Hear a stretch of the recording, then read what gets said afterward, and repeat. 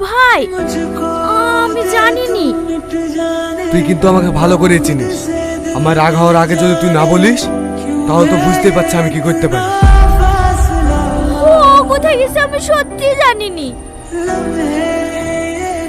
সাথী কিছুদিন আগে বলছিল রোহন বলে ওর একটা ছেলেকে খুব ভালো লাগে। আমি এতটুকুই জানি। কোন রোহন? ওই যে মঞ্চাচার স্টেশনের দোকান আছে ওইখানে রোহন কাজ করে। সাথী ওকে খুব পছন্দ করে। ওর বাড়ি কোথায়? আমাদের গ্রামে যে বড় পুষ্করিণীটা আছে ওর ডান পাশে ওদের বাড়ি।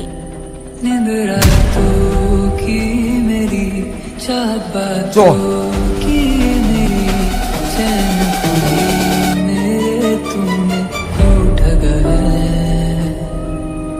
जब सांसें भर